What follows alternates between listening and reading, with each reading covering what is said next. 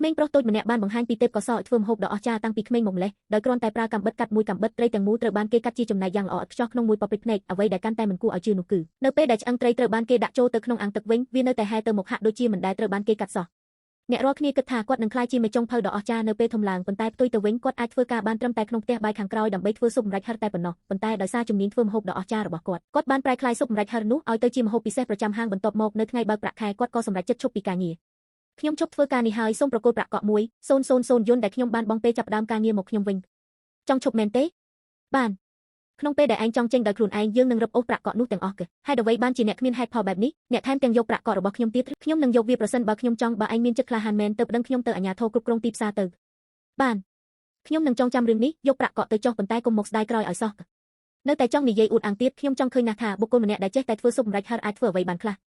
ហោះស្គាល់កម្រិតខ្លួនឯងខ្លះទៅចេញទៅឲ្យឆ្ងាយទៅលោកតាម៉ាក់ប៉ាកូនពិតជាគ្មានប្រយោជន៍ណាស់កូនបានធ្វើឲ្យសៀវនៀនឆាវនៀនត្រូវរងទុកជាមួយកូនចាប់ពីថ្ងៃនេះទៅកូននឹងបន្តមុខរបរធ្វើស៊ុបម្រេចហិរតាមរូបមន្តគ្រួសារលីនរបស់យើងកូននឹងរកលុយមកព្យាបាលជំងឺរបស់ប្អូនស្រីហើយកូននឹងធ្វើឲ្យអ្នកគ្រប់គ្នាដែលមើលងាយនឹងជិះជាន់យើងត្រូវស្ដាយក្រោយលោកតាធ្លាប់បាននិយាយថាដើម្បីឲ្យស៊ុបម្រេចហិរមានរសជាតិឆ្ងាញ់ដូចជាតិម្សៅស្រូវសាលីគឺត្រូវតែច្របាច់និងបុកម្សៅឲ្យបានច្រើនដងមានតែពេលនោះទេទើបអាចបញ្ចេញរសជាតិដ៏ល្អបំផុតបា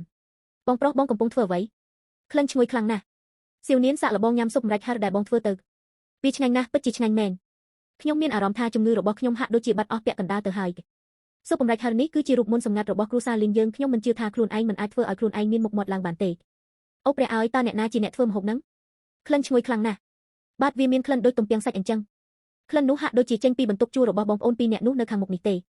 ខ្ញុំប្រាប់អ្នកហើយថាខ្ញុំមិនចង់បានអាហារបរទេសថ្លៃរបស់អ្នកទេខ្ញុំគ្រាន់តែចង់បានស៊ុបម្រេចហិរក្តៅមួយចានប៉ុណ្ណោះតើស៊ុបនៅឯណាស៊ុបរបស់ខ្ញុំនៅឯណាអូព្រះអើយតើនេះមិនមែនជាលោកចៅមើលយ៉ាវដែលធ្វើឲ្យលោកខឹងនោះទេមកចំពេលល្អណាស់តើស៊ុបម្រេចហិរដែលខ្ញុំតែងតែផឹកនៅឯណាប្រញាប់យកមកឲ្យខ្ញុំមកលោកចៅបើលោកចង់បានស៊ុបវាងាយស្រួលណាស់យើងទើបតែទទួលបានយិនសិនព្រៃកម្រពីភ្នំឆេងបេខ្ញុំនឹងឲ្យផ្ទះបាយយកស៊ុបពៅកម្លាំងមកជូនលោកភ្លាមត្រឹមត្រូវហើយលោកចៅសូមសាកល្បងវាចុះយើងបានចំណាយលុយយ៉ាងច្រើនដើម្បីជួលមេចុងភៅជនជាតិកាតាំងដ៏ល្បីមកធ្វើវាខ្ញុំសូមធានាផ្ទាល់អេលោកចៅលោកកំពុងធ្វើអ្វីខ្ញុំបាននិយាយថាខ្ញុំចង់បានស៊ុបម្រេចហិរតើលោកមិនយល់ភាសាមនុស្សទេលោកកំពុងយករបស់ឥតប្រយោជន៍នេះមកបន្លំខ្ញុំតើ Foreman ធ្វើអាជីវកម្មបែបនេះមែនទេហើយកែលីនពាក់កណ្ដាលនៃហេតុផលដែលយើងទិញសមាជិកភាពគឺដោយសារបរិយាកាសហើយពាក់កណ្ដាលទៀតគឺដោយសារស៊ុបនោះពិតមែនហើយតើអ្នកណាទៅចង់ផឹកស៊ុបពៅកម្លាំងដែលគ្មានរសជាតិបែបនេះលោកចៅនិងអ្នកទាំងអស់គ្នាសូមមេត្តាស្ងប់អារម្មណ៍ខ្ញុំពិតជាសោកស្ដាយណាស់ប៉ុន្តែបច្ចុប្បន្នយើងមិនអាចធ្វើស៊ុបម្រេចហិរនោះបានទៀតទេហេតុអ្វីមិនបានស៊ុបម្រេចហិរនោះប្រៃពេកហិរពេកហើយថោកទាបពេកដូច្នេះយើងបានដេញបរោះដែលធ្វើវាចេញហើយអ្វីណាពួកឯងទាំងពីរអ្នកឈួតមែនទេដែលហ៊ានដេញមេចុងភៅដ៏ពូកែម្នាក់បែបនេះចេញឲ្យវាទៅចុះបើមិនមែនដោយសារស៊ុបដ៏ឆ្ងាញ់នោះទេខ្ញុំមិនមកភោជនីយដ្ឋានអននេះទេត្រឹមត្រូវហើយខ្ញុំនិយាយត្រង់នេះតែម្ដងប្រសិនបើខ្ញុំមិនបានញ៉ាំស៊ុបម្រេចហិរនៅត្រឹមថ្ងៃត្រង់ស្អែកនេះទេយើងទាំងអស់គ្នានឹងលុបចោលសមាជិកភាពជារៀងរហូតនេះសុទ្ធតែជាកំហុសរបស់លីនឆេនខ្ញុំនឹងមិនទុកឲ្យអាក្មេងនោះបានសុខឡើយថៅកែស៊ុបរបស់អ្នកអស្ចារ្យណាស់អ្នករាល់គ្នានៅក្នុងការិយាល័យរបស់យើងកំពុងតែឈួតនឹងវាហើយអរគុណដែលបានជួយផ្សព្វផ្សាយបន្តពិតណាស់ស៊ុបរបស់អ្នកគឺពិតជាឆ្ងាញ់ខ្លាំងណាស់គេថៅកែខ្ញុំទៅវិញហើយជួបគ្នាពេលក្រោយលោកប្រធានគ្រូពេទ្យបាននិយាយថាអ្នកត្រូវការសម្រាប់ហេតុអ្វីអ្នកមកក្រុមហ៊ុនវិញស្នាក់នៅមន្ទីរពេទ្យទាំងថ្ងៃមិនបានមែនទ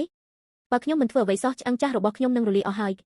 យប៉ុន្តែអ្នកមិនបានញ៉ាំអ្វីសោះពេញមួយថ្ងៃកុំបារម្ភអីខ្ញុំមានបញ្ហាការញ៉ាំនេះជាច្រើនឆ្នាំមកហើយខ្ញុំបានសាកល្បងហូបឆ្ងាញ់គ្រប់យ៉ាងដែលអ្នកអាចនឹកឃើញប៉ុន្តែគ្មានអ្វីអាចជួយបានឡើយលោកប្រធានស៊ូវាមិនបានការទេក្រុមហ៊ុនស៊ូគ្រុបគឺជាក្រុមហ៊ុនហិរញ្ញវត្ថុមួយក្នុងចំណោមក្រុមហ៊ុនកំពូលក្នុងប្រទេសហើយវាបានពង្រីកអាជីវកម្មយ៉ាងធំធេងទៅក្រៅប្រទេសក្រុមហ៊ុនដ៏ធំនេះនៅតែរងចាំអ្នកដឹកនាំ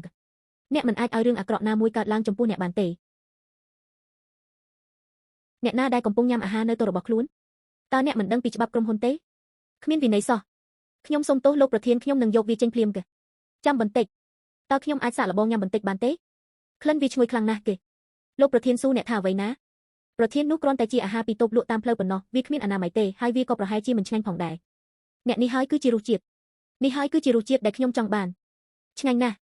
់វាឆ្ងាញ់ខ្លាំងណាស់អ្នកគ្រប់គ្រង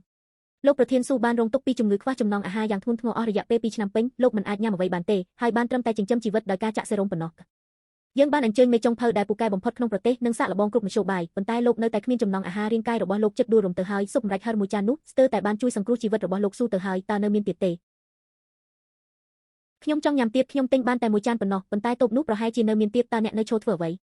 ទៅទិញមកបងថ្លៃប៉ុន្មានក៏ដោយត្រូវទិញឲ្យអស់ពីតូបរបស់គាត់មិនបាច់ទេខ្ញុំនឹងទៅខ្លួនឯងខ្ញុំត្រូវតែជួបមនុស្សដែលធ្វើស៊ុបនេះថែរក្សាខ្លួនផងណាសូមមកម្ដងទៀតបើអ្នកចូលចិត្តវាបងប្រុសទីមើលថាថ្ងៃនេះយើងរកបានប៉ុន្មានប្រហែលជាច្រើនជាងម្សិលមិញបន្តិចមែនទេថ្ងៃនេះយើងរកបានជាង500 ការព្យាបាលរបស់សៀវនាងនឹងត្រូវចំណាយយ៉ាងហោចណាស់រាប់ម៉ឺនឯណោះមិនបានទេខ្ញុំត្រូវតែខំប្រឹងជាងនេះទៀតអាក្មេងស្ទាវទីបំផុតខ្ញុំរកឯងឃើញហើយអ្នកទាំងអស់គ្នាមើលចុះកុំទិញរបស់ពីអាម្នាក់នេះឲ្យសោះអាមនុស្សចិត្តខ្មៅនេះកំពុងដាក់របស់មិនល្អចូលក្នុងស៊ុបរបស់វាត្រឹមត្រូវហើយអតិថិជននៅភោជនីយដ្ឋានយើងមានជំងឺបន្ទាប់ពីញ៉ាំអាហាររបស់វាប្រកាសជាមានរបស់កខ្វក់នៅក្នុងស៊ុបនេះហើយបើវាធ្វើឲ្យខូចកាពះរបស់អ្នកគ្មាននរណាម្នាក់ទទួលខុសត្រូវឡើយពូមីងតើអ្នកអាចមួបង្កាច់ខ្ញុំបែបនេះបានដោយរបៀបណាបងប្រុសរបស់ខ្ញុំមិនដែលធ្វើរឿងបែបនោះទេពួកអ្នកគឺជាមនុស្សអាក្រក់ដែលហ៊ានរករឿងដល់ទីនេះហឺតើឯងហ៊ានជេរប្រមាថខ្ញុំមែនទេចាំមើលខ្ញុំវាបំបែកតូបអន់នេះថ្ងៃនេះអាឈប់នេះហើយគឺជារសជាតិក្លិនវាអស្ចារ្យណាស់អស្ចារ្យមែនទែន